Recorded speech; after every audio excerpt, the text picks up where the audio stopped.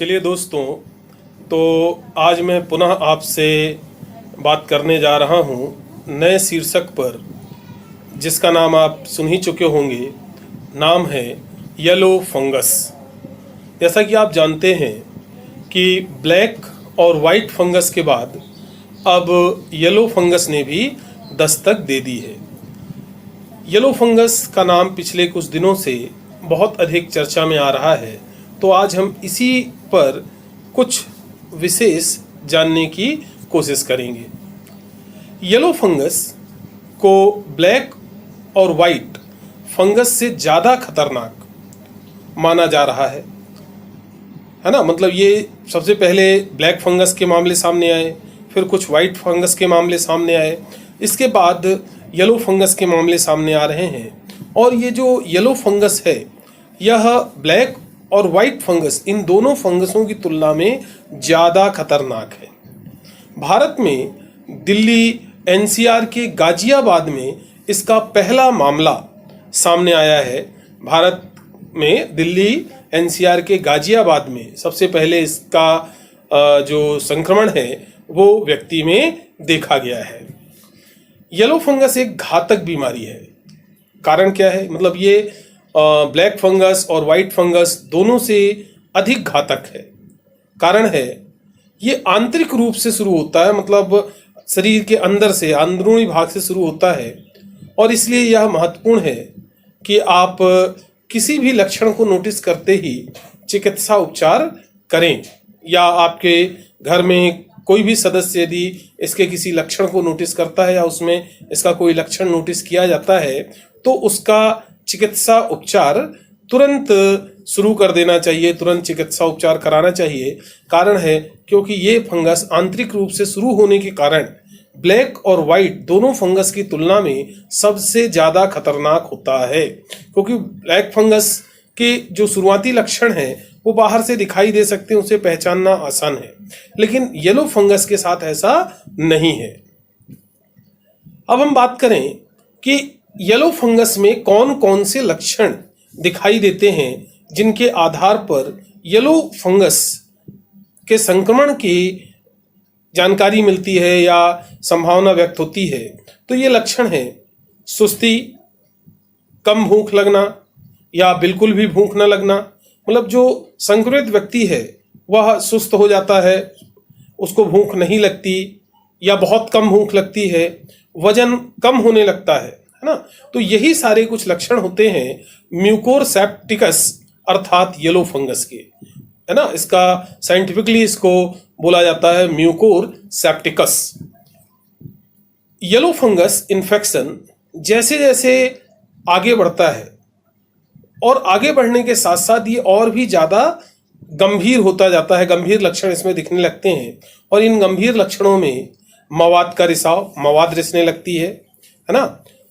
संभवतः खुले घाव, जो घाव शरीर पर अगर है तो वो बहुत धीमी गति से भरते हैं, है ना। सभी और जितने भी घाव हैं उनके भरने की गति बहुत कम हो जाती है, वो जो है बहुत धीरे धीरे से भरने लगते हैं या भरना बंद भी कर देते हैं, है ना।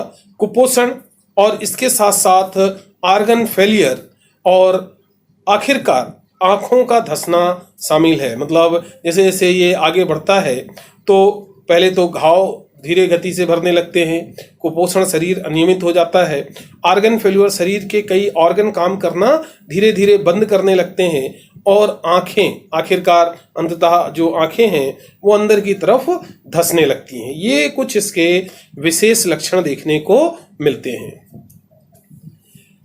अब ये भी समझ लें और जानना जरूरी है कि इसका एकमात्र इलाज है injection, amphotericin B. Amphotericin B जो इंजेक्शन है वह इस फंगस का अभी तक एकमात्र इलाज है। और ये जो एम्फोटेरिसिन बी का इंजेक्शन है ये ब्रॉड स्पेक्ट्रम एंटी फंगल है, एक ब्रॉड स्पेक्ट्रम एंटी फंगल है जो कि बहुत बड़े क्षेत्र में या कई क्षेत्रों में एक साथ प्रभावी होता है। एक ही इलाज है एम्फोटेरिसिन बी नामक इंजेक्शन। अब हम बात करते हैं कि इस बीमारी की वजह क्या है इस बीमारी की वजह। तो सबसे मुख्य वजह है आसपास गंदगी का होना, ठीक है, आसपास गंदगी का होना ही येलो फंगस का मुख्य लक्षण है। तो गंदगी है इसका मेन कारण, तो कैसे करें बचाव? तो बचाव सिंपल सी बात है कि इसका मुख्य कारण क्या है, गंदगी है। तो बचाव के लिए सिंपल सी बात है, अपने घर के आसपास के बाड़े को साफ करना, इसे यथासंभव स्वच्छ रखना, जितना ज़्यादा से ज़्यादा हो सके अपने घर के आसपास के बाड़े को साफ और स्वच्छ रखा जाए, और बैक्टीरिया और फंगस के विकास को रोका जाए, है ना। क्योंकि जब सफाई रहेगी तो बैक्टीरिया और फंगस वृद्धि नहीं कर पाएंगे। पुराने खाद्य पदार्थों को जल्द से जल्द हटाना बहुत महत्वपूर्ण है।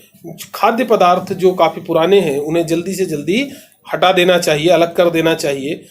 पुराने खाद्य पदार्थों का उपयोग कम या ना करें तो ज़्यादा बेहतर है। अपने घर के आसपास के बाड़े साफ करना, है ना। अब घर की ह्यूमिडिटी भी, मतलब जो नमी है वो भी महत्वपूर्ण है, इसलिए इसे हर समय मापा जाना चाहिए। यदि संभव है तो मापा जाना चाहिए, नहीं तो फिर भी वैसे भी जान समझ में आ जाता है कि घर में नमी ज़्यादा है, उमस कितनी बढ़ रही है या कम हो रही है। बहुत अधिक जो नमी है वो बैक्टीरिया और फंगस के विकास को बढ़ावा देती है। तो यदि आपके घर में नमी की मात्रा कम रहेगी तो उस स्थिति में बैक्टीरिया और फंगस का विकास नहीं हो पाएगा। तो घर में नमी को कम करना और कम बनाए रखना भी इसे रोकने के लिए बहुत ही महत्वपूर्ण है। सही जो नमी है जिसे आप प्राप्त करना चाहते हैं वो है 30 से 40%। यदि आपके आसपास के वातावरण में, आपके घर में 30 से 40% की नमी रहती है तो वो बहुत अच्छी होती है। अगर इससे ज़्यादा नमी है, बहुत अधिक नमी में जो है तो बहुत दिक्कत होगी, है ना। क्योंकि अगर इससे कम नमी हो गई तो कोई दिक्कत नहीं है, क्योंकि नमी को हम अपनी इच्छा अनुसार कंट्रोल कर सकते हैं, उसकी मात्रा जब चाहे जब बढ़ा सकते हैं। कम करना थोड़ा सा मुश्किल होता है ना। तो वाटर टैंक में नमी को कम करना और अच्छी प्रतिरोधक प्रणाली भी, आपके शरीर की जो प्रतिरोधक प्रणाली है वह भी पीले फंगस की रोकथाम में सहायक सिद्ध हो सकती है या सहायक होती है। तो ये जो है येलो फंगस है।